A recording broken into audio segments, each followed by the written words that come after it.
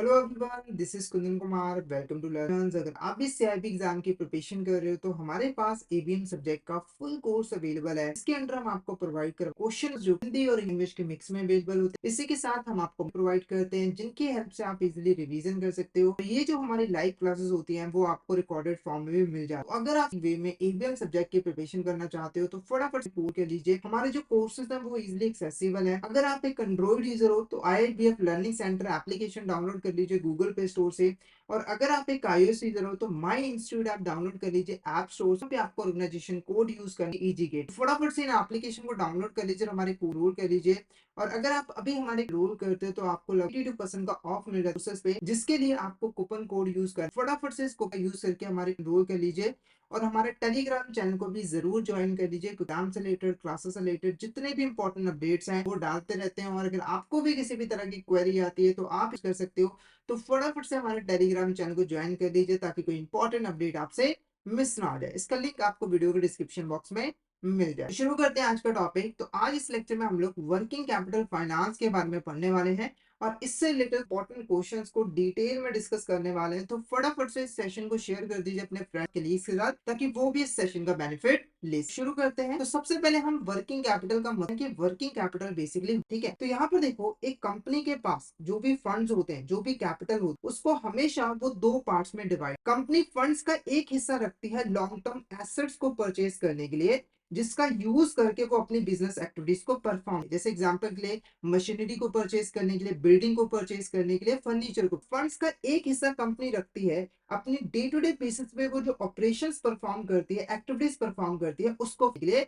जैसे एग्जांपल के लिए रॉ मटेरियल परचेज करना, लेबर को वेजेस पे करना, एम्प्लॉयज को सैलरी पे करना, इलेक्ट्रिसिटी बिल पे। ठीक है, तो फंड्स का ये जो हिस्सा है ना, इसको हम क्या कहते हैं, वर्क। यानी एक कम अपनी डे टू डे बेसिस पे जो ऑपरेशंस परफॉर्म करती है उसको फाइनेंस करने के लिए जो फंड यूज करते हैं, जो कैपिटल यूज करते हैं, उसी को हम क्या कहते हैं, वर्किंग कैपिटल। ठीक है, तो ये हमने वर्किंग कैपिटल का मीनिंग समझा। अब इससे रिलेटेड जो क्वेश्चन है उसको हम फटाफट से डिस्कस कर लेते हैं। तो फर्स्ट क्वेश्चन हमारा देखो क्या है, what is working capital. Working capital क्या होता है?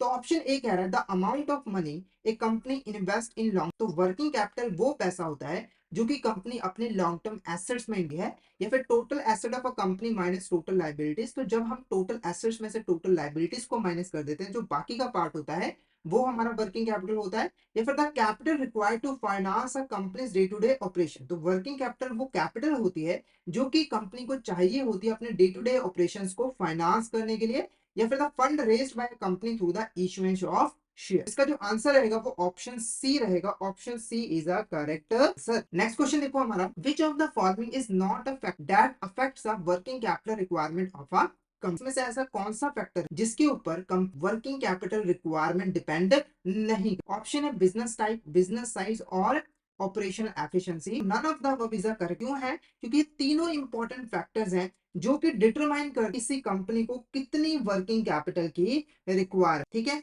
अब कैसे ही अफेक्ट करते हैं, तो पहले बात करते हैं बिजनेस किस तरह का है, ये डिटरमाइन करता है कि वर्किंग कैपिटल क्या है। जैसे एग्जांपल के लिए, अगर कोई मैन्युफैक्चरिंग कंपनी है, अगर कोई यहाँ पर मैन्युफैक्चरिंग कंपनी है, तो उसे देखो क्या है, रॉ मटेरियल का स्टॉक अपने पास बहुत ज्यादा रखना पड़ता है। उसके बाद फिनिश गुड्स का स्टॉक भी अपने पास मेंटेन करके रखना पड़ता है। तो इसको वर्किंग कैपिटल की रिक्वायरमेंट ज्यादा हो। कंपैरिजन टू जो सर्विस कंपनी होती है, सर्विस वाले को कोई भी इन्वेंट्री अपने पास मेंटेन करके नहीं रखनी होती, तो सिर्फ सर्विसेज देनी होती है। तो यहाँ पर वर्किंग कैपिटल की जो रिक्वायरमेंट होती है वो कम। उसके बाद बिजनेस साइड, ये तो पता ही आपको, अगर कोई बिजनेस बहुत बड़ा है तो वहां पर वर्किंग कैपिटल ज्यादा चाहिए, और अगर कोई बिजनेस छोटा है तो वहां पर वर्किंग कैपिटल कम। उसके बाद ऑपरेशनल, अगर कोई कंपनी अपने फंक्शंस को बहुत अच्छे तरीके से परफॉर्म कर रही है तो ऑब्वियस सी बात है वो यहाँ पर जो वेस्टेज है उसको प्रॉपरली कंट्रोल कर पाएगी, जिससे कम वर्किंग कैपिटल की रिक्वायरमेंट होगी। और अगर कोई कंपनी ऑपरेशनल एफिशिएंट नहीं है तो वो रिसोर्सेज को वेस्ट करेगी, जिससे ज्यादा वर्किंग कैपिटल की जरूरत पड़ेगी।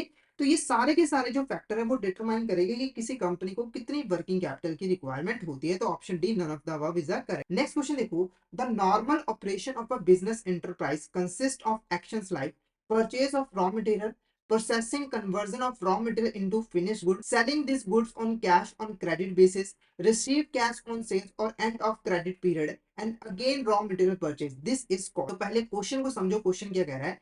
क्वेश्चन हमें कह रहा है कि किसी भी बिजनेस के जो नॉर्मल ऑपरेशंस हो उसमें एक कंपनी क्या कर नॉर्मली देखो कंपनी सबसे पहले रॉ मटेरियल परचेज करती है, उसके बाद रॉ मटेरियल के ऊपर प्रोसेसिंग करके वो उसको फिनिश गुड्स में कन्वर्ट करती है, फिर उस गुड्स को वो कैश या फिर उधार पे क्रेडिट सेल करती है। अगर कैश पे सेल किया तो उसी वक्त कैश मिल जाता है, या फिर अगर क्रेडिट पे सेल किया तो जैसे ही क्रेडिट पीरियड एंड होता है तो कंपनी को पैसा मिल जाता है और फिर से वो रॉ मटेरियल को परचेज करती है। तो ये जो साइकिल होता है इसे हम क्या कहते हैं, तो option be working capital cycle is a correct answer. ठीक है, तो नॉर्मली जो हमारी कंपनीज होती है उसका जो वर्किंग कैपिटल होता है वो परचेज ऑफ रॉ मटेरियल से स्टार्ट होता है, गुड्स को कन्वर्ट किया जाता है, उसको सेल किया जाता है और उसके बाद कैश रिसीव करके फिर से हम रॉ मटेरियल को परचेज करते हैं और ये जो वर्किंग कैपिटल साइकिल है वो चलता ही रहता है।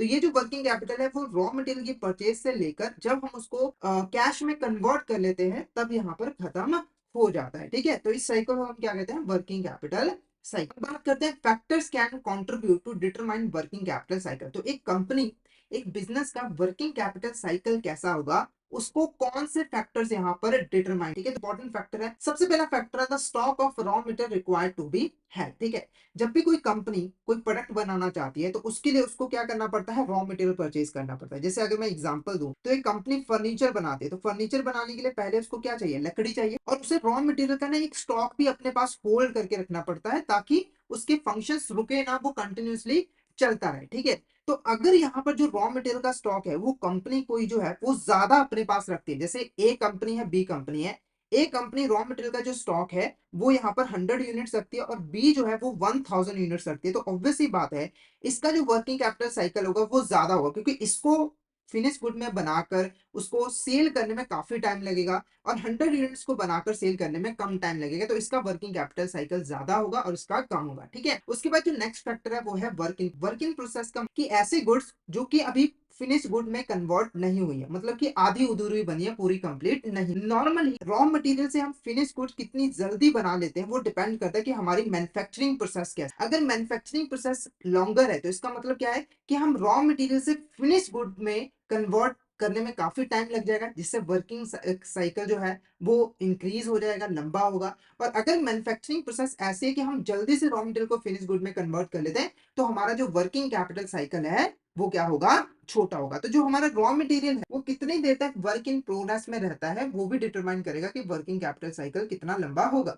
उसके बाद है स्टॉक ऑफ फिनिश गुड। जब कोई गुड्स को बना ले, यानी कि हमने लकड़ी से फर्नीचर बना लिया, चेयर वगैरह बना ली, तो कंपनी को उसका एक स्टॉक अपने पास मेंटेन करके रखना होता है क्योंकि वो एक बार में मार्केट में जाकर उसको सेल नहीं कर सकते, कस्टमर आएगा उससे खरीदेगा उसको बेचेगा। तो अगर कोई कंपनी बहुत ज्यादा स्टॉक अपने पास मेंटेन करके रखती है, जैसे मैंने सेम एग्जांपल दी थी ए और बी की, तो अगर ये 100 यूनिट्स अपने पास स्टोर करके रखती है और ये 100 यूनिट्स रखती है तो ऑब्वियसली बात है इसका वर्किंग कैपिटल साइकिल ज्यादा होगा और इसका कम होगा क्योंकि 100 यूनिट्स को सेल करना टाइम लगेगा, 1000 यूनिट्स को सेल करने में टाइम लगेगा और ये जल्दी सेल हो जाएंगे। ठीक है, तो इसका वर्किंग कैपिटल साइकिल जो है वो ज्यादा। उसके बाद जो नेक्स्ट फैक्टर है वो है credit required to be provided to the purchase. अगर कोई कंपनी क्रेडिट पे सामान बेचती है, जैसे अगर मान के चलो ए पर्सन है, ठीक है, बी पर्सन से उसने एक कार खरीदी है और जो पेमेंट है उसको 3 महीनों के बाद करनी है, तो ऑब्वियस सी बात है कि यहाँ पर जो बी पर्सन है उसका क्रेडिट साइकिल कब पूरा होगा, जब उसको 3 महीने के बाद पेमेंट मिल। तो अगर ये जो क्रेडिट पीरियड है वो ज्यादा होगा तो जो वर्किंग कैपिटल साइकिल है वो भी ज्यादा होगा।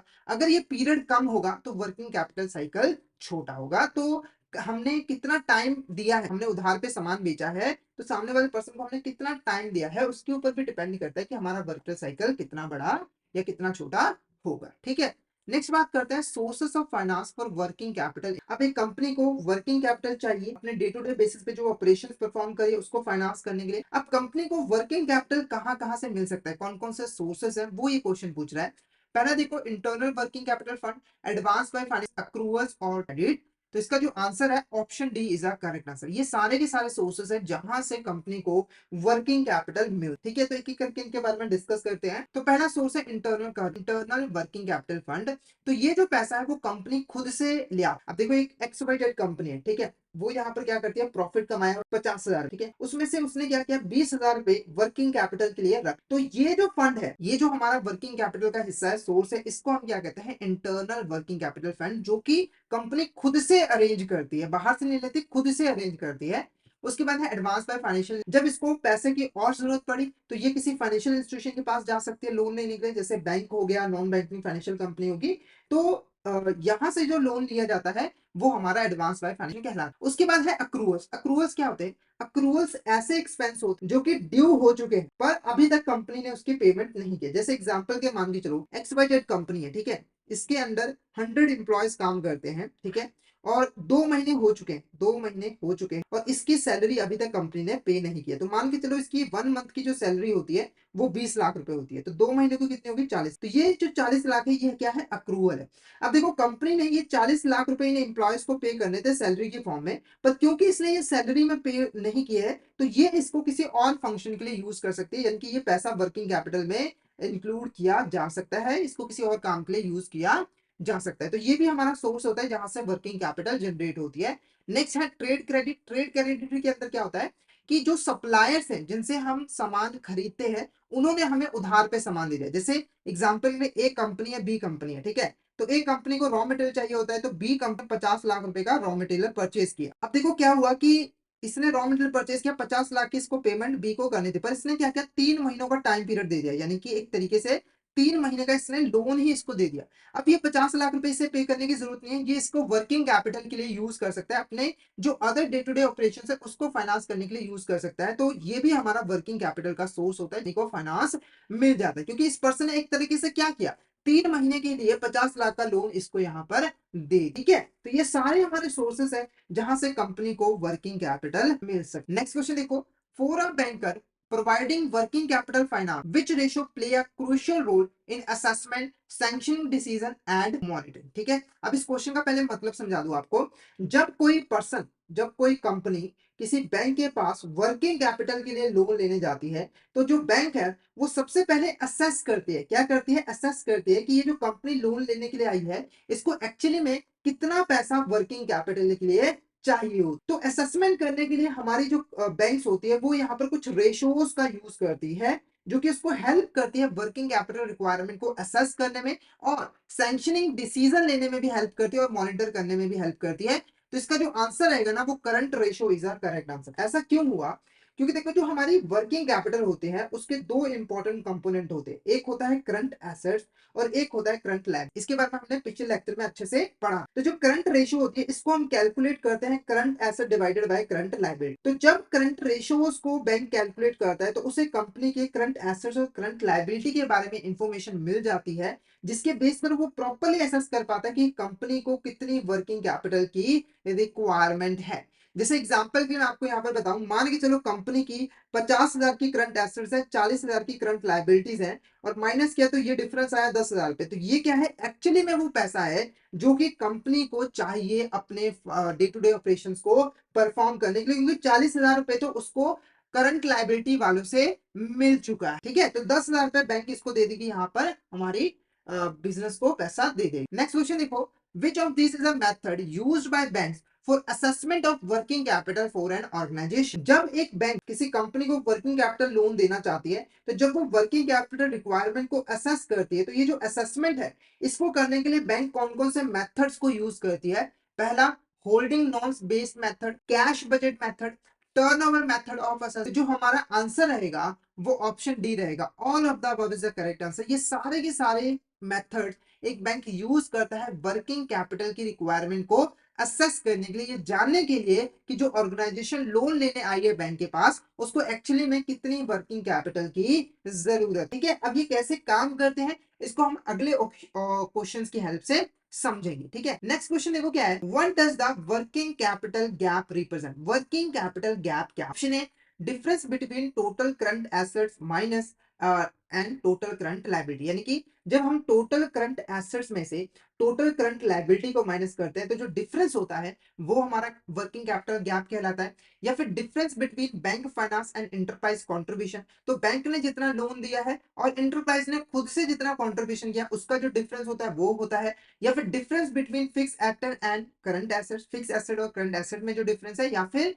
Difference between total current assets and total current liabilities excluding finance. तो ऑप्शन डी इज करेक्ट, ठीक है। तो जब हम किसी कंपनी की करंट एसेट्स में से करंट लायबिलिटीज को माइनस कर देते हैं और करंट लायबिलिटीज में हम बैंक फाइनेंस को इंक्लूड नहीं करते बल्कि उसको एक्सक्लूड कर देते हैं, तो वो हमारा वर्किंग कैपिटल गैप जो है वो कहलाता है। जैसे मैं एग्जांपल दूं, तो एक कंपनी के यहाँ पर 50,000 के करंट एसेट, ठीक है, और उसकी जो टोटल करंट लायबिलिटीज है वो 40,000 की है, जिसमें से 10,000 रुपए क्या है, बैंक फाइनेंस है, यानी कि जो बैंक ने लोन दिया है, ठीक है। तो जब हम 50,000 में से 30,000 रुपए total current liabilities excluding bank finance करते हैं, उसके बाद जो डिफरेंस आता है यानी कि जो 20,000 रुपए आया है, ये हमारा क्या कहलाता है, वर्किंग कैपिटल गैप। हमने वर्किंग कैपिटल गैप क्यों समझा, तो जब हम होल्डिंग नॉर्म्स बेस्ड मेथड पढ़ेंगे तो वहां पर इसकी जरूरत पड़ने वाली है। तो इसको अच्छे तरीके से समझ लीजिए कि वर्किंग कैपिटल गैप क्या है और इसको हम कैसे क्रिएट है। तो ऑप्शन डी हमारा यहाँ पर क्या होगा, करेक्ट आंसर। नेक्स्ट देखो क्या है, विच of this is a method of land used in holding norms based. जब एक bank holding norms based method का यूज करती है, तो इसमें से कौन सा ऐसा लैंडिंग मेथड है जो कि एक बैंक यूज करती है, first method of land, second method of land, third method of landing, या फिर ऑल ऑफ द अबव। तो जो हमारा ऑप्शन डी है, all of the above is the correct answer. तो जब भी एक bank holding norms based method का यूज करेगी, तो उसके पास तीन लैंडिंग के मेथड्स होते हैं जिनको यूज करके वो वर्किंग कैपिटल लोन प्रोवाइड करती है हमारी को बिजनेस को, ठीक है। अब ये मेथड क्या है, कैसे काम करते हैं, उसको हम एग्जांपल की हेल्प से यहाँ पर समझेंगे। तो फर्स्ट मेथड ऑफ लैंडिंग क्या कहते हैं, तो इस मेथड के अकॉर्डिंग जो हमारी बैंक्स है उसका मानना है कि जो एक कंपनी होती है, एक यहाँ पर कंपनी होती है, उसको टोटल वर्किंग कैपिटल गैप का 25% खुद से कंट्रीब्यूट करना होता है, और बाकी का जो हिस्सा है वो यहाँ पर बैंक प्रोवाइड कर देता है। जैसे एग्जांपल के लिए आप यहाँ पर देखो, टोटल करंट एसेट्स कितनी है, 5 लाख रुपए की। उसके बाद total current liabilities excluding bank finance वो कितना है, 3 लाख। वर्किंग कैपिटल गैप अगर हम कैलकुलेट करें तो ये होगा total current asset minus total current liabilities excluding bank finance. तो जब हम इसको सॉल्व करेंगे तो हमारा जो वर्किंग कैपिटल गैप होगा वो 2 लाख। कैसे कैलकुलेट किया है ये मैंने ऑलरेडी आपको बता दिया। तो इस मेथड के अंदर सबसे पहले हमें वर्किंग कैपिटल गैप को कैलकुलेट करना। अब ये मेथड क्या कहता है, ये जो वर्किंग कैपिटल गैप है, ठीक है, उसका 25% जो इंटरप्राइज है वो खुद से अरेंज करेगी, और बाकी का जो 75% है वो बैंक यहाँ पर प्रोवाइड कर देगी। और तो अगर मैं यहाँ पर 25% कैलकुलेट करूँ तो हमारा जो 2 लाख है उसका 25% कितना आएगा, 50,000 रुपए, यानी कि 50,000 रुपए ऑर्गेनाइजेशन खुद से देगी।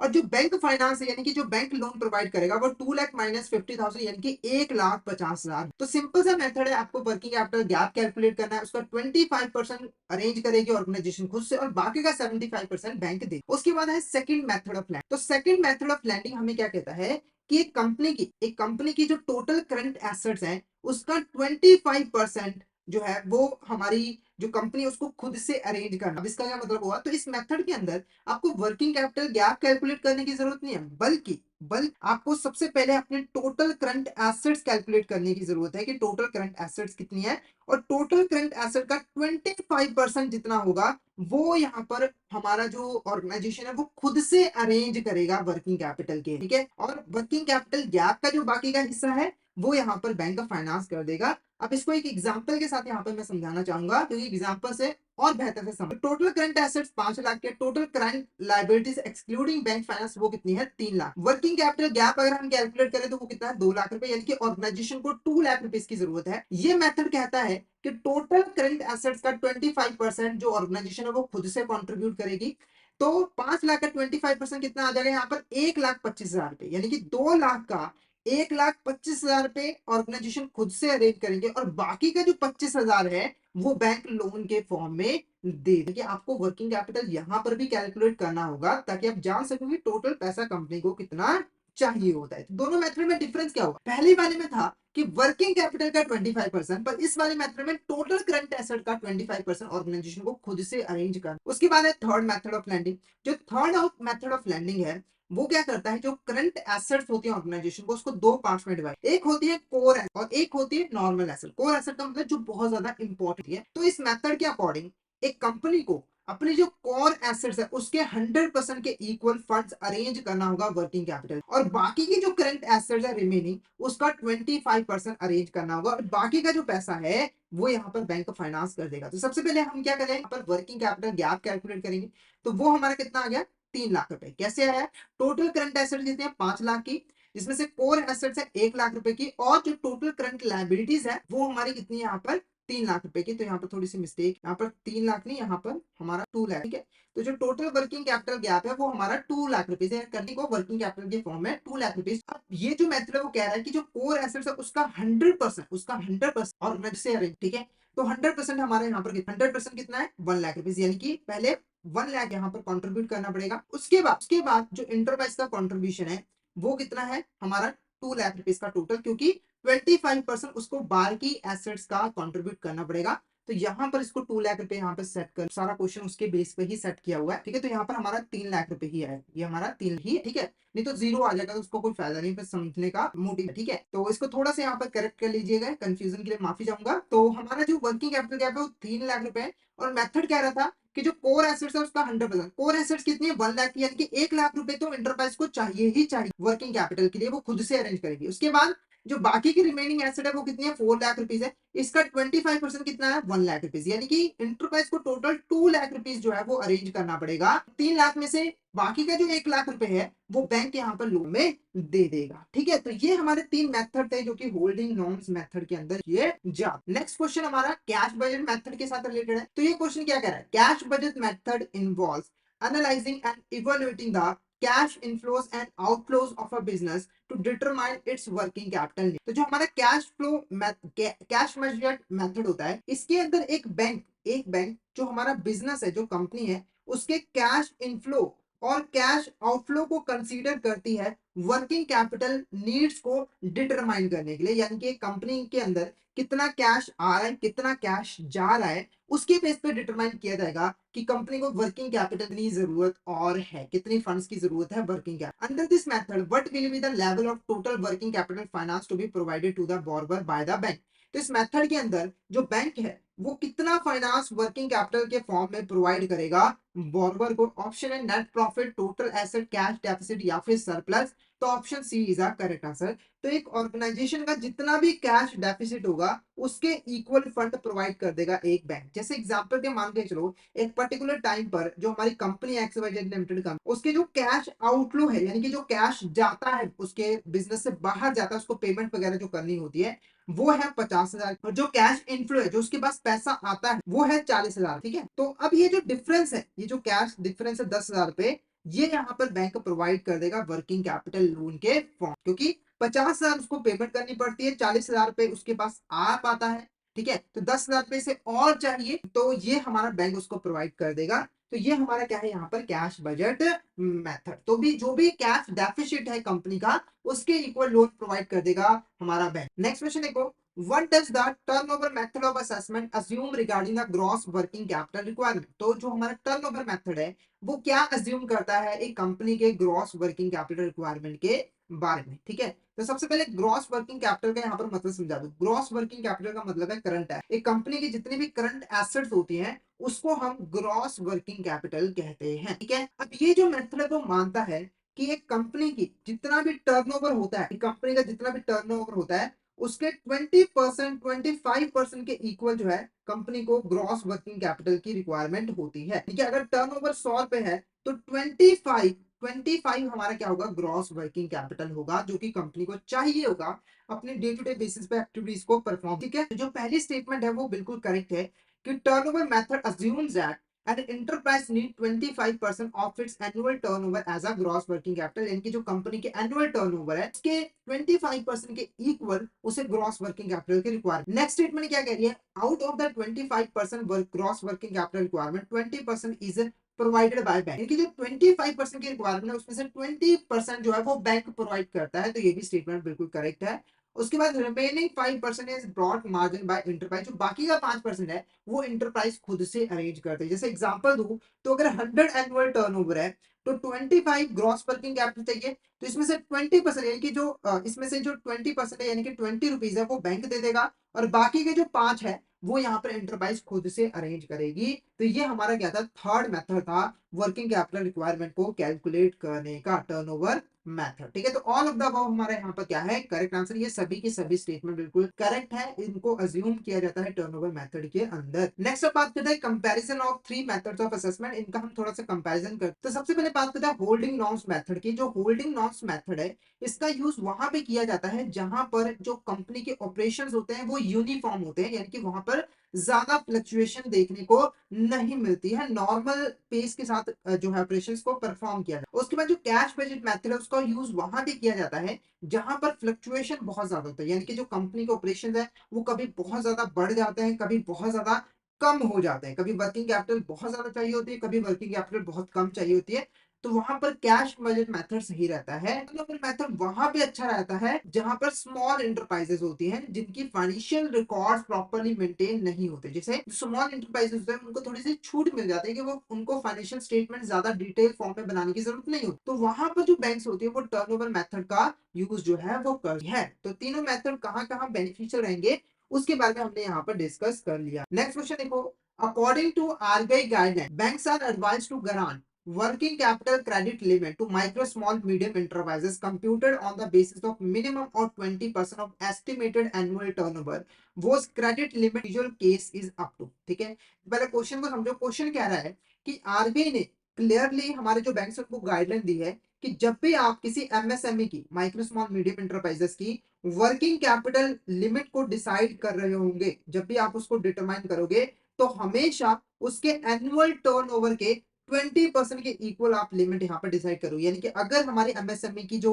एनुअल टर्नओवर 100 है तो आप यहाँ पर उसका 20% लिमिट डिसाइड करोगे, डिटरमाइन करोगे वर्किंग कैपिटल के लिए। ठीक है, तो ये क्वेश्चन पूछ रहा था कि जो इंडिविजुअल एमएसएमई होती है उसको मैक्सिमम वर्किंग कैपिटल के लिए इस बेस पर कितना लोन मिल सकता है, 2 करोड़, 3 करोड़, 4 करोड़ या फिर 5 करोड़। तो option D 5 crore is the correct answer. तो एमएसएमई की जब बात आएगी तो उसके एनुअल टर्नओवर की 20% के इक्वल उसको वर्किंग कैपिटल लिमिट फिक्स की जाएगी और मैक्सिमम उसको 5 करोड़ का लोन यहाँ पर मिल सकता है, उससे ज्यादा लोन नहीं मिले। ठीक है, तो ऑप्शन डी हमारा यहाँ पर क्या होगा, करेक्ट आंसर। नेक्स्ट क्वेश्चन देखो हमारा यहाँ पर, reserve bank has formulated guidelines for extending working capital to information technology and software industry on the recommendation of. ठीक है, तो जो रिजर्व बैंक ऑफ इंडिया है इसने प्रॉपर यहाँ पर गाइडलाइंस फॉर्मुलेट की है जिसको फॉलो करके information technology and software industry को वर्किंग कैपिटल प्रोवाइड की जाएगी, वर्किंग कैपिटल लोन प्रोवाइड किए जाएंगे।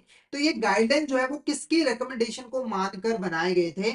Option A national committee on technology and software innovation, task force for information technology and software engineering, या फिर national task force information technology and software development. तो option C is the correct answer. तो जो हमारी RBI है उसने national task force on technology and software development की जो रिकमेंडेशन है उसको मानकर इन गाइडेंस को फॉर्मुलेट किया था ताकि प्रॉपर तरीके से वर्किंग कैपिटल लोन और लिमिट यहाँ पर प्रोवाइड की जा सके इन इंडस्ट्री। नेक्स्ट को, which of the following statement is correct regarding the sanctioning working capital limit to IT and software companies under the RBI guidance। ठीक है, तो जब हम आईटी और सॉफ्टवेयर इंडस्ट्री को, कंपनी को वर्किंग कैपिटल लोन प्रोवाइड करते हैं, उनकी जो वर्किंग कैपिटल लोन की लिमिट होती है उसको डिटरमाइन करते हैं, तो उसके रिगार्डिंग जो आरबीआई की गाइडलाइंस उसके रिगार्डिंग कौन सी स्टेटमेंट यहाँ पर करेक्ट है और कौन। तो पहली स्टेटमेंट देखो क्या है, बैंक में consider sanction of working capital limit based on track record of promoter, composition of management team, their work experience as well as the infrastructure. तो ये स्टेटमेंट बिल्कुल करेक्ट। जब भी एक बैंक किसी आईटी कंपनी की, इंफॉर्मेशन टेक्नोलॉजी कंपनी की या फिर software company working capital loan की लिमिट को डिसाइड करेगी तो उसके लिए वो यहाँ पर प्रमोटर के ट्रैक रिकॉर्ड को देख सकती है, उनकी जो मैनेजमेंट टीम है इसमें कौन कौन से लोग हैं, कितने एक्सपीरियंस को देख सकती है, साथ ही साथ कंपनी का इंफ्रास्ट्रक्चर कैसा है उसको भी देख सकती है और उसके हिसाब से वर्किंग कैपिटल लोन की जो लिमिट है वो डिसाइड की जाएगी। उसके बाद in case of borrower with working capital limit up to 2 crore assessment में be made at 20% of projected turnover. अगर किसी कंपनी की बोरोवर की जो वर्किंग कैपिटल लोन की लिमिट है वो 2 करोड़ रुपीज है तो उसकी वर्किंग कैपिटल लोन की जो असेसमेंट होगी वो 20% ऑफ प्रोजेक्टेड टर्नओवर के हिसाब से की जाएगी, यानी कि देखेंगे कि उनका प्रोजेक्टेड टर्नओवर क्या है और उसके 20% के इक्वल उसको यहाँ पर लोन मिल सकता है वर्किंग कैपिटल के form. Next statement, for the borrower enjoying working capital limit 10 crore above from the banking system the guidelines regarding the loan system would be applicable। अगर कोई बोरोवर है उसकी जो वर्किंग कैपिटल लिमिट है वो 10 करोड़ या फिर उससे ज्यादा है, तो उस केस में जो लोन सिस्टम की गाइडेंस है बैंक की नॉर्मल, वो एप्लीकेबल होगी इस ट्रांजेक्शन के ऊपर। तो all of the above is the correct answer. ये सभी की सभी स्टेटमेंट जो है वो बिल्कुल करेक्ट है रिगार्डिंग द आरबीआई गाइडलाइन जब वर्किंग कैपिटल लिमिट डिसाइड की जाती है हमारे आईटी और सॉफ्टवेयर इंडस्ट्री। नेक्स्ट देखो क्या है, in the context of bill finance which term typically associated with demand bills, usance bill और bills drawn under the letter of credit opened by a purchaser bank respectively. ठीक है, तो इस question को करने से पहले हमें बिल फाइनेंस का मतलब समझना है कि बिल्स बेसिकली यहाँ पर क्या हो। ठीक है, तो जनरली देखो जब भी कोई कंपनी क्रेडिट पे सामान बेचती है यानी कि उधार पे सामान बेचती है, तो उसको जो पैसा वो कुछ टाइम के बाद मिलता है। जैसे एग्जांपल के लिए एक ए पर्सन है, बी पर्सन, ए पर्सन ने बी पर्सन को 50,000 का सामान बेचा और बी पर्सन ने प्रॉमिस किया है कि वो उसको यहाँ पर 3 महीनों के बाद जो है वो पेमेंट कर देगा, 3 महीनों के बाद जो है वो पेमेंट कर देगा। ठीक है, अब देखो इसने सामान अभी बेच दिया है पर इसको पैसा 3 महीनों के बाद मिलेगा और इस 3 महीने तक इसको 50,000 की कमी हो जाएगी, फंड्स की कमी हो जाएगी, जिसकी वजह से वो अपने बिजनेस ऑपरेशन को परफॉर्म नहीं करे। तो यहाँ पर बैंक एक ऐसी फैसिलिटी प्रोवाइड करता है जिसके अंदर ये जो पर्सन होता है वो अपने इनवॉइसेस और बिल्स के अगेंस्ट बैंक से इमीडिएट फंड्स जो है वो ले सकते। कैसे एग्जांपल से समझेंगे, तो मान के चलो ए पर्सन ने यहाँ पर बी को बेचा सामान, ठीक है, और बी पर्सन से इसने रिटर्न में लिखवा दिया कि मुझे आप रिटर्न में लिख के दो कि सामान के बदले जो आपने सामान खरीदा है उसकी पेमेंट आप मुझे 3 महीनों के बाद कर दोगे। ठीक है, तो इसने रिटर्न में इसमें लिखवा लिया, इससे साइन भी करा लिया। ठीक है, अब ये जो पर्सन है ना, वो इस डॉक्यूमेंट को हम क्या कहते हैं, बिल ऑफ एक्सचेंज, वो इसको बैंक के पास ले जाकर इसके अगेंस्ट इमीडिएट जो है वो फंड्स ले सकता है। बैंक क्या करता है, अपने कुछ चार्जेस डिडक्ट करता है और बाकी का पैसा दे देता है। मान के चलो अगर ये बिल 50,000 का है तो ये बैंक के पास जाता है और कहता है कि मुझे ना 3 महीनों के बाद इसकी पेमेंट मिलनी है, पर मुझे पैसा अभी चाहिए, तो आप मुझे इमीडिएट इसको फंड्स, इसके अगेंस्ट फंड्स प्रोवाइड कर दो। तो बैंक ने क्या किया, इसमें से अपने चार्जेस डिडक्ट किए, मान के चलो 10,000 रुपए बैंक ने अपने चार्जेस डिडक्ट किए और इमीडिएटली जो है 40,000 रुपीज इसको यहाँ पर दे दिया। तो इस फैसिलिटी को हम क्या कहते हैं, बिल फाइनेंस, जिसके अंदर एक कंपनी अपने बिल्स को बैंक को सेल करके या फिर डिस्काउंट करके उसको इमीडिएट कैश में कन्वर्ट कर लेता है। अब आगे बैंक इस बिल का क्या करता है, तो वो सिंपली जाकर परचेजर से, बायर से इसको कैश में करवा लेता है जब भी टाइम पीरियड ओवर होता है। ठीक है, तो जनरली ये हमारी क्या है, बिल्स की टाइप है, डिमांड बिल, यूसेज bills, bills drawn under the letter of credit open by purchaser bank. तो इनको जब फाइनेंस करवाया जाता है, इसके अगेंस्ट जब फंड लिया जाता है, तो कौन से टर्म यूज की जाती है रिस्पेक्टिवली, तो यहां पर जो हमारा ऑप्शन डी है वो करेक्ट, यानी कि जब डिमांड बिल को देकर इमीडिएट फंड्स लिए जाते हैं बैंक से, ठीक है, लोन लिया जाता है, तो वो हमारा कहलाता है परचेज ऑफ बिल। और जब हम यूसेस बिल को बैंक के पास लेकर जाते हैं और इसके अगेंस्ट इमीडिएट फंड्स लेते हैं, इसको कैश में कन्वर्ट कराते हैं, तो वो कहलाता है बिल डिस्काउंट। और जब हम bills drawn under the letter of credit को बैंक के पास लेकर जाते हैं और उसको फाइनेंस करवाते हैं, तो वो हमारा नेगोशिएशन जो है वो कहलाता है। तो आई होप आपको ये वाला जो क्वेश्चन है वो अच्छे से क्लियर हो गया होगा। तो बिल फाइनेंस एक ऐसी प्रोसेस होती है जिसके अंदर जो एक पर्सन होता है, जो कंपनी होती है, उसने जो भी उधार पे सामान बेचा होता है उसके अगेंस्ट जो बिल ऑफ एक्सचेंज बने होते हैं उसको बैंक को देकर इमीडिएट फंड्स जो है वो ले लेता है। तो option D is correct. Next question, next देखो क्या है, guidance for RBI for discounting rediscounting of bills by bank. ठीक है, तो बैंक यहाँ पर बिल्स को कैसे डिस्काउंट करेगा, कैसे रीडिस्काउंट करेगा, उसके लिए आरबीआई ने कुछ गाइडेंस दिया है जिसके बारे में हम थोड़ा सा डिस्कस कर लेते हैं, क्योंकि आपको इसके बारे में पता होना चाहिए क्वेश्चन आ जाए। तो पहली गाइडेंस क्या है, बैंक में sanction working capital limit and also bills limit to the borrower after a proper appraisal of their credit needs and accordance with the loan policy approved by their board of directors। यानी कि जो working capital limit है इस bill के against, यानी कि bank इन bills के against maximum कितना वर्किंग कैपिटल लोन दे सकता है, फंड प्रोवाइड कर सकता है, उसकी लिमिट को डिसाइड करने के लिए बैंक को प्रॉपर अप्रेजल करना पड़ेगा कि जो सामने वाली पार्टी है उसकी क्रेडिट नीड्स कितनी है। और ये जो अप्रेजल होगा वो प्रॉपर लोन पॉलिसी के अकॉर्डिंग किया जाएगा जिसको बोर्ड से अप्रूव्ड किया होना चाहिए। ठीक है, उसके बाद अगर कोई बैंक यहाँ पर लेटर ऑफ क्रेडिट को ओपन करता है और परचेज ऑफ डिस्काउंट करता है, बिल्स को नेगोशिएट करता है, तो उस केस में बैंक के लिए जरूरी होता है कि वो इंश्योर करे कि ये जो बिल्स हैं वो जेन्युइन कमर्शियल और ट्रेड ट्रांजेक्शन से बने, यानी कि ये बिल्स को जो ड्रॉ किया है इसके पीछे प्रॉपर जेन्युइन ट्रेड किया गया होना चाहिए, सेल परचेज की गई होनी चाहिए। ठीक है, और साथ के साथ जो पर्सन है, बोरोवर है, वो यहाँ पर बैंक से रेगुलर क्रेडिट फैसिलिटी जो है वो लेता रहना चाहिए, यानी कि बैंक ने आगे भी उसको क्रेडिट फैसिलिटी जो है वो प्रोवाइड की हो, तभी जाकर इनको यहाँ पर डिस्काउंट किया जा सकता है, इनको परचेज और डिस्काउंट किया जा सकता है। कई बार क्या होता है कि जो एलसी के बेनिफिशियरी होते हैं वो यहाँ पर एलसी इशूइंग बैंक के पास से उसको डिस्काउंट करवाना चाहते हैं, तो इस केस में जो बैंक है, इस केस में बैंक तभी इस बिल को डिस्काउंट कर सकता है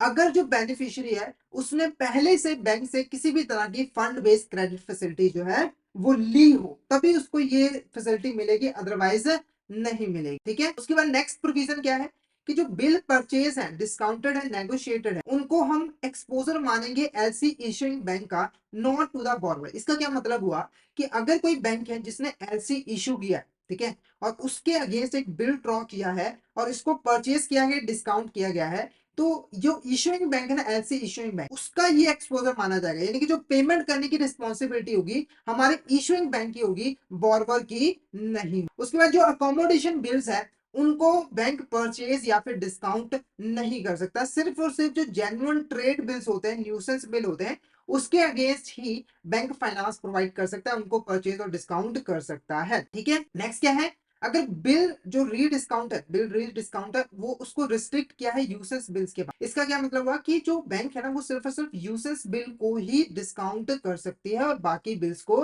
नहीं कर। ठीक है, अगर किसी केस में उसने जो है नॉन बैंकिंग फाइनेंशियल कंपनी से रीडिस्काउंट किया था, तो उसको वो जो है अगर कोई मान के चलो कोई बिल है, उसको पहले से ही नॉन बैंकिंग फाइनेंशियल कंपनी ने डिस्काउंट किया हुआ है, तो बैंक उसको रीडिस्काउंट नहीं कर सकता है। हालांकि इसकी एक एक्सेप्शन भी है कि जो बिल है वो हमारे लाइट कमर्शियल व्हीकल जैसे कि 2 और 3 व्हीलर्स उसकी सेल से अराइज नहीं। ठीक है, तो ये कुछ हमारे प्रोविजंस हैं डिस्काउंट से रिलेटेड, जब भी कोई बैंक बिल्स को डिस्काउंट करता है उसको रीडिस। ठीक है, नेक्स्ट देखो क्या है, TREDS is an electronic platform for facilitating the financing and discounting of trade receivables of. ठीक है, तो हमारी जो TRD है ये एक इलेक्ट्रॉनिक प्लेटफॉर्म है जहां पर जो भी हमारे ट्रेड रिसीवेबल्स होते हैं उनको हम आसानी से डिस्काउंट कर सकते हैं। तो ये ट्रेड रिसीवेबल्स होते हैं वो किसके होते हैं, पहला माइक्रो इंटरप्राइजेस, स्मॉल इंटरप्राइजेस या फिर मीडियम इंटरप्राइजेस या फिर ऑल ऑफ द अबव।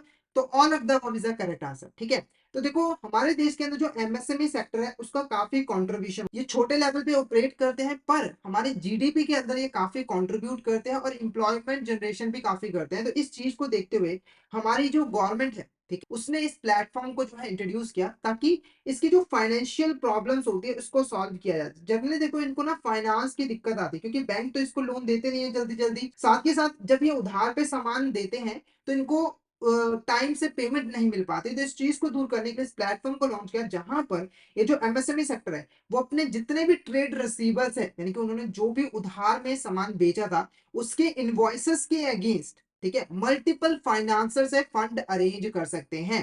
तो ये भी हमारा एक तरह का बिल डिस्काउंटिंग ही होता है, बस यहाँ पर इलेक्ट्रॉनिक फॉर्म में हम डिस्काउंटिंग कराते हैं और मल्टीपल फाइनेंशियर से, बैंक हो गया, नॉन बैंकिंग फाइनेंशियल कंपनीज हो गया, उनसे हम जो है बिल को डिस्काउंट करवाते। Next question, participants under TRDS include, इसमें से हमारा कौन सा यहाँ पर पार्टिसिपेंट होता है, तो पहला सप्लायर, बायर, फाइनेंशियर्स और ऑल ऑफ द अबव। तो all of the above is the correct answer. ये सारे के सारे हमारे पार्टिसिपेंट्स होते हैं TREDS में।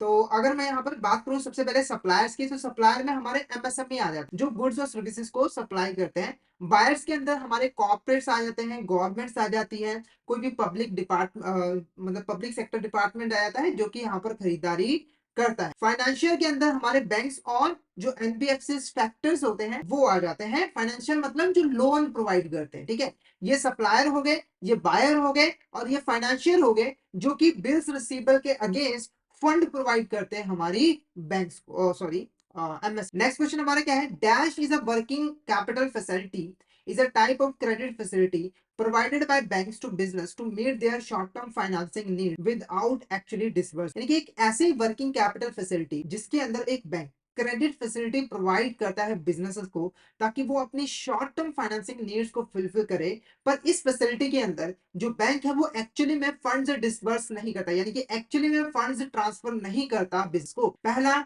Non fund based cash credit facility, term loan facility या फिर ओवरड्राफ्ट फैसिलिटी। तो option a non fund based is a correct answer. Non fund based के अंदर जो बैंक होता है वो एक्चुअली में फंड डिसबर्स नहीं करता, बल्कि किसी थर्ड पार्टी से बॉर्बर को फंड दिलवाने में हेल्प करता है। इसके लिए वो गारंटीज यहाँ पर प्रोवाइड कर, ठीक है। तो ऑप्शन ए हमारा क्या होगा, correct. Next question, which of this is not a fund based working capital facility offered by bank? इसमें से कौन सी ऐसी non fund based working capital facility जो कि बैंक ऑफर नहीं करता है? पहला, bank guarantees, letter of credit, cash credit facility, या फिर बैंक्स को एक्सेप्टेंस ऑफ बिल्स। तो option C, cash credit facility is the correct answer, क्योंकि ये एक फंड बेस्ड क्रेडिट फैसिलिटी, क्योंकि कैश क्रेडिट के अंदर एक्चुअली में बैंक फंड प्रोवाइड करता है बोरो। और बाकी ये जो तीन है, bank guarantee, letter of credit और bank co acceptance of bill, ये तीन non fund based working capital facility है जो कि एक बैंक बिजनेस को प्रोवाइड करता है। तो एक एक करके इनके बारे में थोड़ा सा डिस्कस कर लेते हैं, ओवरव्यू ले लेते हैं। सबसे पहले बात करते हैं बैंक गारंटी। बैंक गारंटी के अंदर जो बैंक है वो अपने कस्टमर की, यानी कि जो बॉर्बर है, ठीक है, उसकी गारंटी प्रोवाइड करता है किसी थर्ड पार्टी को। जैसे एग्जांपल के मान के चलो, कस्टमर है, उसने बैंक का कस्टमर है, उसने यहाँ पर बी पर्सन से 5 लाख रुपए का लोन लेना है, ठीक है, पर ये इसको लोन प्रोवाइड नहीं कर रहा। तो इसने बैंक को बोला कि आप मेरे यहाँ पर इसको गारंटी दे दो कि ये आपको टाइमली पेमेंट कर देगा, अगर नहीं करेगा तो मैं आपको पेमेंट कर दूंगा। तो बैंक ने ऐसा ही किया, जिससे क्या हुआ, बी ने 5 लाख रुपए का लोन यहाँ पर दे दिया। तो आप देखोगे यहाँ पर एक्चुअली में बैंक ने फंड डिसबर्स नहीं किया अपने कस्टमर को, बल्कि किसी दूसरी पार्टी से फंड दिलवाने में हेल्प की है गारंटी देकर, ठीक है। तो ये हमारी क्या होती है, बैंक गारंटी। अब जो बैंक गारंटी होती है वो दो तरह की होती है, एक होती है हमारी परफॉर्मेंस गारंटी, और एक होती है हमारी फाइनेंशियल गारंटी। जो परफॉर्मेंस गारंटी होती है, इसके अंदर हमारा जो बैंक होता है, ठीक है, वो अपने कस्टमर को थर्ड पार्टी जिसके साथ कस्टमर का कोई भी कॉन्ट्रैक्ट है, उसको गारंटी देता है कि ये अपने फंक्शंस को प्रॉपर्ली परफॉर्म करेगा। जैसे एग्जांपल के मान के चलो, ए और बी ने एक कॉन्ट्रैक्ट किया कि जो एक बी का घर है उसको ए यहाँ पर बनाकर देगा। ये मान के चलो, जो कस्टमर है बैंक का, मान लो इसका नाम ए है, वो एक कॉन्ट्रैक्टर है, जो बिल्डर है, जो बिल्डिंग्स बनाता है। तो थर्ड पार्टी ने, बी पर्सन ने इसके साथ कॉन्ट्रैक्ट किया कि आप मेरा होम बनाओ, जिसके बदले में मैं आपको पैसा दे दूंगा, ठीक है। तो बैंक ने यहाँ पर क्या किया, इस बी पर्सन को गारंटी दी कि अपने जो फंक्शन है, यानी कि आपका जो घर है, उसको अच्छे तरीके से, प्रॉपर तरीके से बनाकर देगा। अगर ऐसा नहीं करता है तो आपका जो भी नुकसान होगा उसकी भरपाई मैं कर दूंगा। तो ये क्या है, हमारी परफॉर्मेंस गारंटी। फाइनेंशियल गारंटी के अंदर कोई फाइनेंशियल ऑब्लिगेशन की गारंटी देता है। जैसे अगर ए ने बी से 5 लाख रुपए का लोन लिया है, तो इसने गारंटी दी कि 5 लाख का लोन टाइम आने पर ए पर्सन बी को वापस कर देगा, अगर नहीं करेगा तो पैसा जो है वो मैं पे करूंगा। तो बैंक ने ये कौन सी गारंटी दी है, ये फाइनेंशियल गारंटी दी है। तो जो गारंटी होती है वो हमारी दो तरह की होती, ठीक है। उसके बाद बात करते हैं लेटर ऑफ क्रेडिट की। जो लेटर ऑफ क्रेडिट होता है वो बेसिकली इंटरनेशनल ट्रेड के अंदर यूज किया जाता है। इंटरनेशनल ट्रेड आपको पता है, जिसमें दो कंट्रीज इन्वॉल्व। पहले इसकी नीड की बात करते हैं कि इसकी जरूरत क्यों पड़ती है। जनरली देखो, जब इंटरनेशनल ट्रेड होता है तो एक पर्सन, यानी कि जो इंपोर्टर है, जो यहाँ पर परचेज कर रहा है, वो किसी और कंट्री में होता है, और जो सेलर होता है, यानी कि जो एक्सपोर्टर होता है, वो किसी और कंट्री में होता है। मतलब दूरी बहुत ज्यादा होती है, ठीक है। जब ये ट्रेड करते हैं ना, मान के चलो ये इंडिया का है, ये यूएसए का, जब ये ट्रेड करते हैं ना, तो इनके बीच में दिक्कत क्या आती है, जो एक पर्सन है ये डरता है कि अगर मैंने पहले पेमेंट कर दी तो हो सकता है कि ये सामान ना भेजे, और इसने अगर सामान नहीं भेजा तो मैं कहाँ यूएसए जाके केस लड़ता रहूं। बी पर्सन को ऐसा लगता है कि अगर मैंने सामान इसको पहले भेज दिया तो हो सकता है ये मेरा यहाँ पर पेमेंट ना करे, ठीक है, हो सकता है ना कि सामान लेकर मुकर जाए, तो मैं कहाँ इंडिया जाऊंगा इसके पीछे पीछे। तो ये ना तो सामान भेज रहा है, मतलब कि ये पेमेंट लेकर फिर सामान भेजना चाहता है, और ये सामान लेकर फिर पेमेंट करना चाहता है। तो इसके बीच में ट्रेड हो ही नहीं पा रही है, कोई कॉम्प्रोमाइज कर ही नहीं रहा है। तो यहाँ पर एंट्री होती है बैंक यहाँ पर एक लेटर ऑफ क्रेडिट इशू करता है। लेटर ऑफ क्रेडिट के अंदर जो बैंक, वो यहाँ पर सेलर को, एक्सपोर्टर को प्रॉमिस करता है, एक तरह की यहाँ पर प्रॉमिस करता है या फिर कमिटमेंट देता है कि भाई, कि आप जब सारी कंडीशंस को फुलफिल कर दोगे, यानी कि जो सामान आपसे मंगाया है उसको सही सलामत इसके पास पहुंचा दोगे, और जो डॉक्यूमेंट्स है वो भी पहुंचा दोगे, तो ये आपको इसकी पेमेंट जो है वो कर देगा। अगर ये पेमेंट नहीं करता है तो उसके ब्याह पर मैं पेमेंट करूंगा। तो जैसे इसको गारंटी मिली, इसने बिना पेमेंट के इसके सामान को यहाँ पर भेज दिया, क्योंकि बैंक ने गारंटी दी है, और इसने सामान लिया और पेमेंट यहाँ पर कर दी और काम खत्म हो गया। तो ये हमारा क्या होता है, लेटर ऑफ क्रेडिट है। नेक्स्ट हमारा क्या है, बैंक्स को एक्सेप्टेंस ऑफ बिल। इसके अंदर क्या होता है कि अगर मान के चलो कोई पर्सन है, ठीक है, ये बैंक का कस्टमर ए, उसने बी से उधार पे, क्रेडिट पे 50,000 रुपए का सामान खरीदा, इसने यहाँ पर एक बिल ऑफ एक्सचेंज ड्रॉ कर दिया और इसको एक्सेप्ट करने के लिए बोला कि आप यहाँ पर मुझे 50,000 की पेमेंट जितने भी महीने, मान लो 3 महीने के लिए बिल ऑफ एक्सचेंज ड्रॉ किया है, तो उसके बाद पे करोगे। तो ये जो बी पर्सन था वो सिर्फ इसकी एक्सेप्टेंस नहीं मांग रहा था, बल्कि किसी और पर्सन की भी गारंटी मांग रहा था कि अगर ये ना करे तो उससे पैसा ले लिया जाए। तो ये अपने बैंक के पास जाता है और कहता है कि आप ना मेरे साथ मिलकर इस बिल को एक्सेप्ट कर लो कृपा करके, ताकि मेरे को ये सामान उधार पे मिल सके। तो बैंक ने ऐसा ही किया, उसने क्या किया, इस पर्सन के साथ में मिलकर इसको एक्सेप्ट कर लिया बिल को, यानी कि अगर ये पेमेंट नहीं करता है बाई चांस, तो बैंक इसकी पेमेंट जो है इसको कर देगा। तो ये हमारी क्या कहलाती है, को एक्सेप्टेंस ऑफ बिल, जिसमें एक बैंक बिल ऑफ एक्सचेंज को एक्सेप्ट करता है। ठीक है, बिल ऑफ एक्सचेंज को अपने कस्टमर के साथ में मिलकर एक्सेप्ट करता है। ठीक है, नेक्स्ट क्वेश्चन देखो यहाँ पर क्या है, विच of the following precaution is used by bank while issuing guarantees on behalf of their customer. जब भी एक बैंक अपने कस्टमर को के बिहाफ पर किसी थर्ड पार्टी को गारंटी देता है, गारंटी को इशू करता है, तो उसे कौन कौन से यहाँ पर प्रिकॉशन ले। पहला देखो, as a rule bank should avoid given unsecured guarantee in large amount और फॉर अ मीडियम और लॉन्ग टर्म पीरियड। तो हमारी बैंक को हमेशा ध्यान रखना है कि उसे लार्ज अमाउंट के अंदर, लार्ज यानी कि बड़ी अमाउंट के अंदर, कभी भी अनसिक्योर्ड गारंटी प्रोवाइड नहीं करनी है, और ना ही जो गारंटी है वो मीडियम और लॉन्ग टर्म के लिए प्रोवाइड करना। तो छोटे अमाउंट में शॉर्ट टर्म के लिए अनसिक्योर्ड गारंटी दी जा सकती है, पर लॉन्ग टर्म और मीडियम और टर्म के लिए इशू नहीं की जाती। उसके बाद unsecured guarantee on account of any individual constitute should be limited to a regional proportion of banks total unsecured guarantee. Simple कहने का मतलब क्या है कि अगर हमारी बैंक की जो टोटल गारंटीज है अनसिक्योर्ड, उसके अंदर एक सिंगल पार्टी को जो गारंटी दी गई होनी चाहिए, वो एक रीजनेबल पोर्शन होना चाहिए। मतलब कि ऐसा ना हो कि एक बैंक की टोटल अनसिक्योर्ड गारंटी है 100, जिसमें से ए पर्सन के लिए गारंटी जो दी गई है वो 80 दी गई है और बाकी के लिए 20 दी गई है, मतलब बहुत लार्ज अमाउंट में, बड़े पोर्शन में। ऐसा नहीं होना चाहिए। अगर 100 गारंटी है तो मान के चलो ए पर्सन के लिए 5, बी पर्सन के लिए 5, या फिर 7, 8 ऐसा होना चाहिए कि रीजनेबल पोर्शन में होना चाहिए, बहुत ज्यादा नहीं होना चाहिए। ठीक है, नेक्स्ट हमारा क्या है, इन एक्सेप्शनल केसेस बैंक में give deferred payment guarantees on a unsecured basis for modest amount for first class customer concerns with a government policy. अगर किसी गवर्नमेंट पॉलिसी के अंदर कोई कस्टमर आता है, फर्स्ट क्लास कस्टमर आता है बैंक के पास, तो बैंक उस मोडेस्ट अमाउंट में, यानी कि मॉडरेट अमाउंट में अनसिक्योर्ड बेसिस पे डेफर्ड पेमेंट गारंटी जो है वो दे सकती है, पर एक्सेप्शनल केसेस में नॉर्मल नहीं है। तो ये सारी प्रिकॉशन जो है वो लेनी होती है एक बैंक को, जब भी वो कस्टमर के बिहाफ पर गारंटी दे रही होती है थर्ड पार्टी को। तो ऑल ऑफ द अबव हमारे यहाँ पर क्या होगा, करेक्ट। नेक्स्ट बात करते हैं, while issuing guarantees on behalf of customer the following safeguard should be observed by bank। ठीक है, तो जब भी एक बैंक किसी कस्टमर को की गारंटी प्रोवाइड कर रहा होगा, तो उसे कुछ और सेफगार्ड यहाँ पर लेने होते, प्रिकॉशंस लेने होते हैं, वो हम डिस्कस कर लेते हैं। पहला प्रिकॉशन क्या है, at the time of issuing financial guarantee, जब भी एक बैंक फाइनेंशियल गारंटी को इशू करता है, तो वो पहले ये पता लगा ले कि जो कस्टमर है, क्या उसके पास इतनी पावर है, कैपेसिटी है कि वो बैंक को रीअम्बर्स कर सके जो भी बैंक ने कस्टमर के बिहाफ पर थर्ड पार्टी को पे किया। जैसे एग्जांपल के मान के चलो, ए पर्सन है, बी पर्सन है, ठीक है, ए पर्सन ने बी पर्सन से 5 लाख रुपए का लोन लिया है और इसने अपने बैंक को बोला कि भाई आप मेरी यहाँ पर गारंटी दो। तो इस केस में बैंक को सबसे पहले ये देखना है कि अगर बाई चांस ये पेमेंट नहीं करता है, तो 5 लाख की पेमेंट इसे बी पर्सन को करनी पड़ेगी। तो बैंक ये पहले पता लगाए कि अगर बाई चांस इसको पेमेंट करनी पड़ती है ए पर्सन के बिहाफ पर, तो क्या ए पर्सन के पास इतनी कैपेसिटी है कि वो बैंक का 5 लाख रुपए वापस कर सके। अगर तो कैपेसिटी होगी तो ठीक है, अदरवाइज हम बैंक यहाँ पर पैसा नहीं देगा। ठीक है, उसके बाद अगर हम परफॉर्मेंस गारंटी की बात करें, अगर यहाँ पर परफॉर्मेंस गारंटी दी गई है, तो सबसे पहले जो बैंक है वो ये पता लगाएगा कि जो पर्सन है वो जिस तरह का कॉन्ट्रैक्ट कर रहा है, जो काम करने के लिए वो कॉन्ट्रैक्ट कर रहा है, क्या उस काम को करने के लिए उसके पास एक्सपर्टीज है। जैसे अगर ए और बी के बीच में कॉन्ट्रैक्ट हुआ, ए ने बोला कि मैं इसका घर बना के दूंगा, ठीक है, ये कॉन्ट्रैक्ट हुआ, यहाँ पर ये बैंक के पास जाता है कि भाई आप मेरी गारंटी दे दो, तो बैंक पहले ये पता लगाएगा क्या इसके पास घर को बनाने के लिए जो जरूरी नॉलेज है, एक्सपर्टीज है, वो है कि नहीं। क्योंकि अगर एक्सपीरियंस हुई तभी तो ये अपना काम परफॉर्म कर पाएगा, नहीं हुई तो ये काम नहीं परफॉर्म करेगा, नुकसान किसको होगा, बैंक को होगा।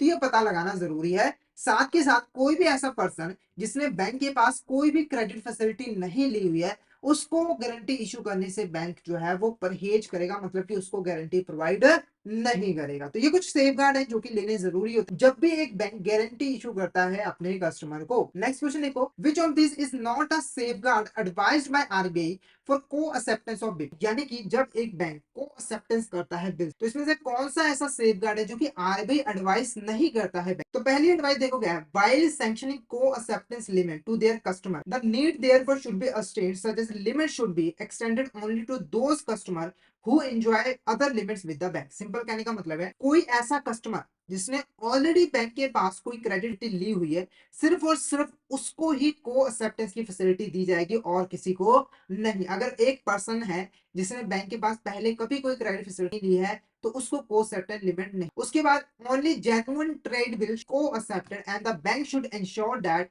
गुड्स कवर्ड बाय बिल्स को accepted are actually received in stock accounts of the borrower. ठीक है, तो जब यहाँ पर गारंटी को एक्सेप्टेंस दी जाएगी बिल्स की, तो ध्यान रखना है कि जो बिल्स हो ना वो जेन्युइन ट्रेड बिल होने चाहिए। यानी कि जो बिल ड्रॉ किया है वो एक ट्रेड की वजह से ड्रॉ किया होना चाहिए। और बैंक को ये भी ध्यान रखना है कि बिल के अगेंस्ट जो भी गुड्स का ट्रेड किया गया है वो पर्सन के स्टॉक अकाउंट में आनी चाहिए, एक्चुअली में पर्सन के पास आनी चाहिए। यानी कि अगर मान के चलो ए और बी है, ए ने बी से 5 लाख रुपए का सामान खरीदा है, ठीक है, इसके लिए बिल ड्रॉ किया है, तो बैंक को इंश्योर करना है कि ये जो बिल ड्रॉ किया गया है वो जेन्युइन ट्रेड से होना चाहिए। साथ के साथ ये जो 5 लाख का सामान है वो ए पर्सन के पास आना भी चाहिए। ठीक है, तो ये हमारी इंपॉर्टेंट गाइडलाइन होती है। उसके बाद valuation of goods as mention in the combined invoice should be verified to see that there is no over valuation of stock. तो जो भी सामान खरीदा जाएगा जिसके अगेंस्ट बिल ड्रॉ किया जाएगा, उसकी जो वैल्यूएशन है उसको प्रॉपर्ली वेरीफाई करना जरूरी है बैंक के लिए, ताकि ये जाना जा सके कि जो स्टॉक है उसकी किसी भी तरह की ओवर वैल्यूएशन नहीं की गई है, यानी कि प्रॉपर्ली उसको वैल्यू किया गया है। उसके बाद नेक्स्ट हमारा को acceptance in respect of bills 1 lakh and above should be signed by two official jointly. यानी कि अगर किसी केस में 1 लाख का बिल है या फिर उससे ज्यादा का बिल है, तो जो बैंक के टू ऑफिशियल है उनको ज्वाइंटली उसको साइन करना पड़ेगा। और ये जो कंडीशन है वो तभी डेफिएट होगी अगर ब्रांच के अंदर 2 ऑफिशियल नहीं होंगे। यानी कि नॉर्मल केस में 2 ऑफिशियल को साइन करना पड़ेगा, पर अगर मान के चलो कि 2 ऑफिशियल है नहीं, तब एक ऑफिशियल का भी चलेगा, कोई दिक्कत नहीं है। तो ये जो गाइडलाइन है वो सही नहीं है। क्यों नहीं सही है? क्योंकि जो यहाँ पर रिस्पेक्ट ऑफ बिल की अमाउंट है वो 10,000 है, ना कि 1 लाख। अगर 10,000 की अमाउंट है तो उसको 2 ऑफिशियल्स मिलकर यहाँ पर ज्वाइंटली साइन करेंगे। और एक्सेप्शन के अंदर अगर 2 ऑफिशियल्स नहीं है तो एक ऑफिशियल यहाँ पर साइन कर है। ठीक है, तो एक ऑफिशियल यहाँ पे जो है वो साइन कर। नेक्स्ट क्वेश्चन देखो यहाँ पर, dash is an undertaking by bank at the request of the buyer to the seller to pay her the contracted amount if she supplies the goods as per terms specified, submits the required documents including the document of title of goods। एक ऐसी undertaking bank की, undertaking का मतलब है commitment या फिर जो promise किया है बैंक, रिक्वेस्ट ऑफ बायर। और ये जो प्रॉमिस है बैंक ने बायर की रिक्वेस्ट पे किया है। क्या प्रॉमिस किया है? जो सेलर है हमारा उसको बैंक ने प्रॉमिस किया है कि जो भी अमाउंट है कॉन्ट्रैक्ट की, अगर आप गुड्स को सप्लाई कर देते हो टर्म एंड कंडीशंस के अकॉर्डिंग और जो गुड्स के टाइटल डॉक्यूमेंट्स है वो भी सबमिट करवा देते हो, तो जो कॉन्ट्रैक्टेड अमाउंट है वो आपको टाइम पर मिल जाएगी। तो ये क्या होगा? Bank guarantee, cash credit facility, letter of credit, या फिर option D.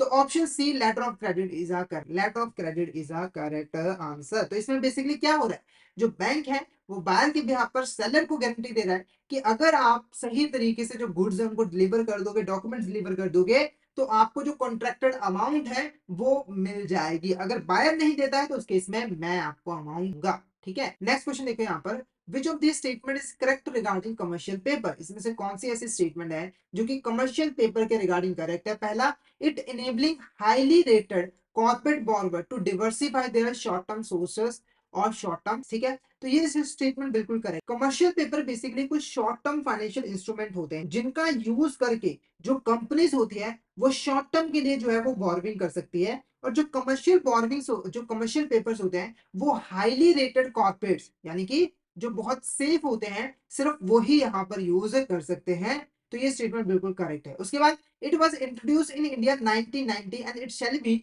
Issued at discount to face value. ठीक है, तो इसको 1990 में इशू किया था और इसको हमेशा फेस वैल्यू से डिस्काउंट प्राइस पे इशू किया जाता है। तो ये भी स्टेटमेंट क्या है? करेक्ट। अगर किसी इंस्ट्रूमेंट की, कमर्शियल पेपर की फेस वैल्यू 100 है तो इसको हमेशा डिस्काउंट प्राइस पे, जैसे कि 95 पे, 96 पे, या फिर 90 में, 88 में, ऐसे प्राइस पे जो है वो सेल किया जाएगा। हमेशा डिस्काउंट प्राइस पे, ठीक है, तो ये भी स्टेटमेंट करेक्ट है। उसके बाद minimum maturity 7 days, maximum is 12। इसकी जो मिनिमम मेच्योरिटी है वो कितनी है, 7 डेज, यानी कि 7 दिन के लिए कमर्शियल पेपर इशू किया जा सकता है और मैक्सिमम 12 महीनों के लिए इशू किया जा सकता है। तो ये भी स्टेटमेंट क्या है, हमारी करेक्ट है। तो हमारा जो आंसर रहेगा, यहाँ पर थोड़ी सी मिस्टेक है, ऑप्शन डी को यहाँ पर क्या कर लेते हैं, करेक्ट कर लेते हैं। ऑप्शन डी हमारा क्या होगा, यहाँ पर करेक्ट होगा, ठीक है। तो हमारा जो ऑप्शन डी होगा वो हमारा करेक्ट आंसर रहेगा। ये सारी की सारी जो स्टेटमेंट है वो करेक्ट है रिगार्डिंग द हमारा कमर्शियल पेपर। नेक्स्ट क्वेश्चन देखो, which of this is a arrangement for financing company's business in which business would sell its account receivables to a third party to meet its short term liquidity need। एक ऐसी financing arrangement, finance को arrange करने की arrangement जिसके अंदर जो company है वो अपने अकाउंट रिसीवर्स या फिर जो इनवॉइसेस हैं जो उसने उधार पे सामान बेचा है उसको एक थर्ड पार्टी को सेल करके उनको इमीडिएट कैश में कन्वर्ट करता है ताकि अपनी शॉर्ट टर्म लिक्विडिटी नीड्स को फुलफिल कर सके। ऑप्शन है फैक्टरिंग, फीचरिंग, फंडिंग सिस्टम या फिर ऑल ऑफ द अबव। तो ऑप्शन है फैक्टरिंग इज आंसर, ठीक है। अब इसको एक एग्जांपल के साथ यहाँ पर समझा, तो मान के चलो एक ए पर्सन है, ठीक है, और एक यहाँ पर बी पर्सन। ए पर्सन और बी पर्सन को 5 लाख रुपए का सामान बेचा, ठीक है, और इसकी जो पेमेंट है इसने बोला कि मैं आपको 3 महीनों के बाद जो है वो कर, तो ये जो उधार पे सामान बेचा है, ठीक है, इसका जो इनवॉइस है वो हमारा क्या है, अकाउंट रिसीव, ठीक है, हमने उधार पे जो भी सामान बेचा है और उसके अगेंस्ट फ्यूचर में जो भी हमें अमाउंट मिलनी है उसको हम अकाउंट रिसीवर कहते हैं। अब इसको पड़ गई पैसों की जरूरत, इसने यहाँ पर एक सी पर्सन को ढूंढा और ये जो इनवॉइस है उस सी पर्सन को यहाँ पर सेल कर दिया। क्या कर दिया, सेल कर दिया। 5 लाख का तो मान के चलो 4 लाख का यहाँ पर सेल कर दिया और 1 लाख का इसका यहाँ पर प्रॉफिट हो गया, ठीक है, और 4 लाख रुपए इसे यहाँ पर मिल गए और जैसे टाइम पीरियड पूरा हुआ इसने बी पर्सन से जाके सारा अमाउंट कलेक्ट कर लिया। तो ये जो सिस्टम है ना इसको हम क्या कहते हैं, फैक्टरिंग, जिसके अंदर बिजनेस अपने अकाउंट रिसीवर को थर्ड पार्टी को सेल करके उसको इमीडिएट कैश में कन्वर्ट कर लेता है और अपनी शॉर्ट टर्म लिक्विडिटी नीड्स को फुलफिल कर लेता है। नेक्स्ट क्वेश्चन देखो क्या है, विच of this is a type of factor, कौन सी हमारी टाइप है फैक्टरिंग की।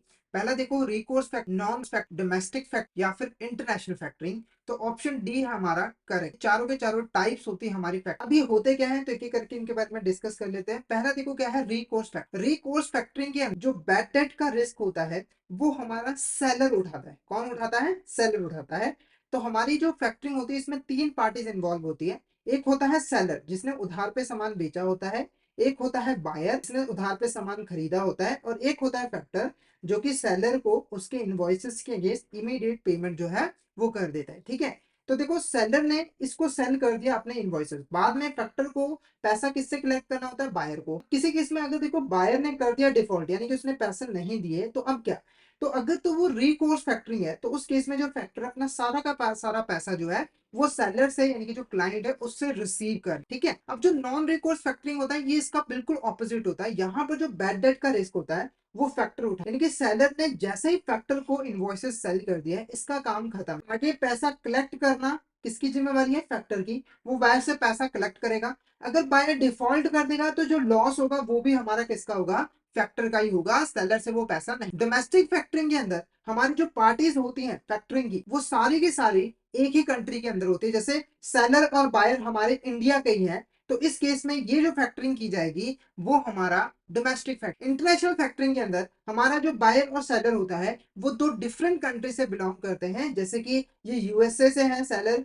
और ये हमारा इंडिया से है। तो इस केस में जो फैक्टरिंग की जाएगी वो हमारा क्या होगा, इंटरनेशनल फैक्टरिंग जो है वो कहेगी। तो ये सारी हमारी टाइप होती है फैक्टरिंग की। नेक्स्ट क्वेश्चन देखो, which of this statement is correct regarding forfaiting, इसमें से कौन सी स्टेटमेंट जो है वो करेक्ट है रिगार्डिंग द फोरफिटिंग। तो सबसे पहले फोरफिटिंग का मतलब समझ लो, फोरफिटिंग बिल्कुल फैक्टरिंग की तरीके से ही होता है, यानी कि इसके भी अंदर जो हमारा सेलर होता है वो जब भी उधार पे सामान बेचता है तो वो अपने इनवॉइसेस को, ठीक है, अपने इनवॉइसेस को किसी थर्ड पार्टी को सेल करके इमीडिएट उनको कैश में जो है वो कन्वर्ट कर लेता है। बस डिफरेंस क्या होता है, जो हमारी फोरफिटिंग होती है वो सिर्फ और सिर्फ इंटरनेशनल ट्रांजेक्शन के लिए ही यूज किया जाता है, यानी कि जो हमारी पार्टीज है बायर और सेलर है अगर वो 2 डिफरेंट कंट्री से बिलोंग करते हैं तो उस केस में ही फोरफिटिंग का यूज जो है वो किया जाता है।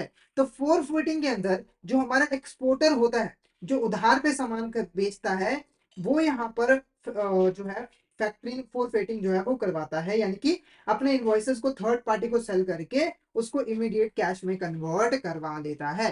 तो डिफरेंस बेसिकली यही है कि जो हमारी फैक्टरिंग थी वो डोमेस्टिकली भी यूज होती थी, इंटरनेशनल भी यूज होती थी, पर जो फोरफिटिंग है वो सिर्फ और सिर्फ इंटरनेशनल लेवल पे ही यूज होता है। ठीक है, क्वेश्चन पूछ रहा था इसमें से कौन सी स्टेटमेंट करेक्ट है। तो पहली स्टेटमेंट देखो, फोरफिटिंग प्रोवाइड्स 100% फाइनेंसिंग, तो ये स्टेटमेंट बिल्कुल करेक्ट है। यानी कि अगर किसी पर्सन की इनवॉइस की वैल्यू 50,000 है और वो उसको सेल करता है तो उसको 100% जो फाइनेंसिंग यानी कि 50,000 पूरे पूरे यहाँ पर मिल जाता है।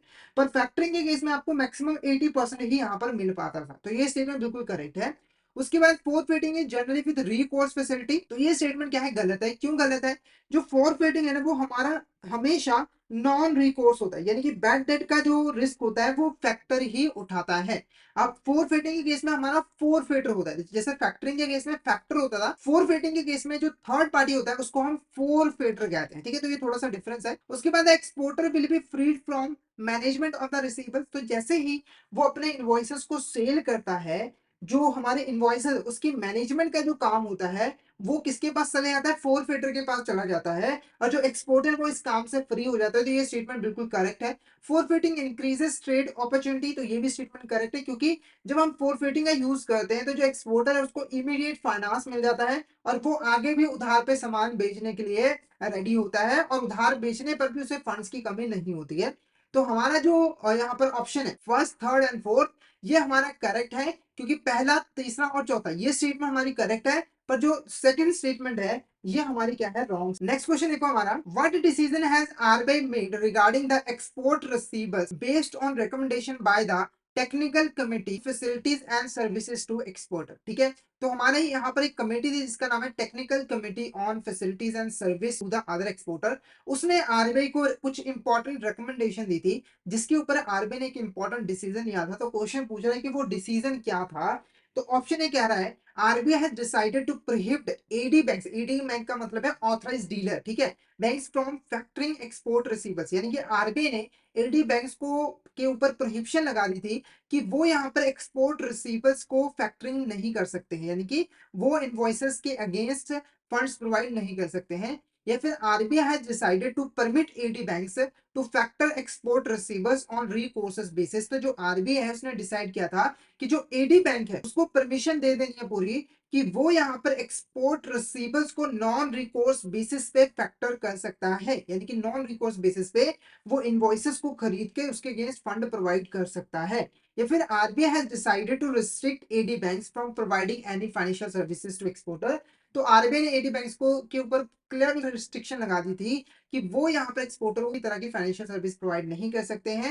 या फिर RBI decided to increase the interest rate on export receivables, तो option B is correct answer. RBI ने एक इंपॉर्टेंट डिसीजन लिया कि अब से जो ऑथराइज्ड डीलर बैंक्स हैं वो यहाँ पर फैक्टरिंग की सर्विसेज प्रोवाइड कर सकते हैं एक्सपोर्ट रिसीवर्स के अगेंस्ट, बस कंडीशन क्या रखी कि वो नॉन रिकोर्स बेसिस पे होना चाहिए। नेक्स्ट क्वेश्चन देखो, under what condition has the RBI decided to permit AD bank to factor export receivers on recourse basis, यानी कि एडी बैंक्स अगर एक्सपोर्ट रिसीवर्स को फैक्टर करना चाहती है नॉन रिकोर्स बेसिस पे, तो क्या कंडीशन उसको फुलफिल करनी पड़ेगी। पहला, AD banks may take their own business decision inter board factoring arrangement on non recourse basis, यानी कि ये जो फंक्शन ये जो बिजनेस को करने का जो डिसीजन होना चाहिए वो बैंक का खुद का हो। साथ ही साथ बैंक ये भी इंश्योर करे कि जो क्लाइंट है वो ओवर फाइनेंस नहीं होना चाहिए, यानी कि उसको जरूरत से ज्यादा नहीं मिलना चाहिए। तो ये कंडीशन बिल्कुल करेक्ट है। बैंक को इस बिजनेस के अंदर एंटर करना है या फिर नहीं करना वो बैंक का खुद का डिसीजन। उसके बाद in case export financing has not been done by export factor, the export factor may pass on the net value to the financing bank after realising the export proceeds, यानी कि अगर किसी case में export financing के case जो export factor है, ठीक है, वो यहाँ पर एक्सपोर्ट फाइनेंसिंग प्रोवाइड नहीं कर रहा है, फैक्टर बेस प्रोवाइड कर रहा है, तो उस केस में जो एक्सपोर्ट फैक्टर है उसके पास जैसे ही नेट वैल्यू रिसीव होती है उसको ये जो वैल्यू है यानी कि ये जो पैसा है वो फाइनेंसिंग बैंक और इंस्टीट्यूशन को पास कर देना है। तो ये भी स्टेटमेंट क्या है, बिल्कुल करेक्ट है। उसके बाद AD bank being export factor should be have arrangement with the import factor for credit evaluation and collection of payment, तो जो एडी बैंक है अगर उसे एक्सपोर्ट फैक्टर के तरीके से परफॉर्म करना है तो उसको एक इंपोर्ट फैक्टर के साथ प्रॉपर अरेंजमेंट करने हैं जिसके अंदर क्रेडिट इवैल्यूएशन और कलेक्शन ऑफ पेमेंट का जो काम होगा वो किसका होगा, इंपोर्ट फैक्टर का होगा। तो ऑल ऑफ द अबव हमारा क्या है, करेक्ट आंसर है। ये सभी के सभी जो स्टेटमेंट्स हैं, कंडीशंस हैं, वो फुलफिल करनी पड़ती है एक बैंक को जब भी उसे एक्सपोर्ट रिसीवर्स को फैक्टर है। पहली कंडीशन कि जो डिसीजन होगा बिजनेस करने का वो बैंक का खुद का होना चाहिए और बैंक ये डिटरमाइन करेगा कि उसका जो क्लाइंट है वो ओवर फाइनेंस नहीं होना। दूसरी कंडीशन कि अगर किसी केस में एक्सपोर्ट फाइनेंसिंग के अंदर जो एक्सपोर्ट फैक्टर है वो फाइनेंस प्रोवाइड नहीं करता है, तो एक्सपोर्ट प्रोसीड से उसे जो भी पैसा मिलता है उसे इमीडिएटली वो पैसा हमारे जो फाइनेंसिंग बैंक या इंस्टीट्यूशन है उसको ट्रांसफर करना होगा। साथ के साथ अगर बैंक एक्सपोर्ट फैक्टर बनता है तो उसे एक्सपोर्ट फैक्टर के होने के नाते इंपोर्ट फैक्टर के साथ प्रॉपर अरेंजमेंट करनी है ताकि जो इंपोर्टर है उसकी प्रॉपर क्रेडिट इवैल्यूएशन की जाए और पेमेंट्स को भी टाइमली कलेक्ट की जाए। तो ये सभी कंडीशन बिल्कुल करेक्ट है, तो ऑप्शन डी हमारा क्या होगा करेक्ट। इसके अलावा कुछ अदर कंडीशन भी होते हैं जैसे कि हमारा जो इनवॉइस होता है ना उसके ऊपर क्लियरली ये नोट डाउन किया होना चाहिए, नोटेशन दी होनी चाहिए कि जो इंपोर्टर है, ठीक है, जो इंपोर्टर है वो यहाँ पर जो पेमेंट है वो किसको करेगा, इंपोर्ट फैक्टर को, यानी कि पेमेंट को कलेक्ट करने का काम किसका होगा, इंपोर्ट फैक्टर का होगा। ठीक है, उसके बाद जैसे ही फैक्टरिंग कंप्लीट हो जाती है जो एक्सपोर्ट फैक्टर है उसको एक्सपोर्ट बिल्स को क्लोज करना है और इसकी एक रिपोर्ट बनाकर एक्सपोर्ट डाटा प्रोसेसरी सिस्टम को, जो मॉनिटरिंग सिस्टम है रिजर्व बैंक ऑफ इंडिया, उसको जो है वो सेंड करना है। ठीक है, उसके बाद अगर मान के चलो जो फैक्टर है वो सिंगल है, यानी कि हमारा यहाँ पर इंपोर्ट फैक्टर नहीं है, सिर्फ और सिर्फ एक्सपोर्ट फैक्टर है, तो उस केस में जो एक्सपोर्ट फैक्टर है वो यहाँ पर क्रेडिट इवैल्यूएशन की जो डिटेल्स है वो कॉरेस्पेंडेंट बैंक जो अब्रोड में है उससे कलेक्ट करेगा और जो केवाईसी और ड्यू डिलिजेंस है एक्सपोर्टर को वो इंश्योर करे एक्सपोर्ट फैक्टर, यानी कि जो केवाईसी का काम है, ड्यू डिलिजेंस का काम है, वो एक्सपोर्ट फैक्टर यहाँ पर परफॉर्म करेगा। तो ये कुछ कंडीशंस है जो कि फुलफिल करनी जरूरी होती है।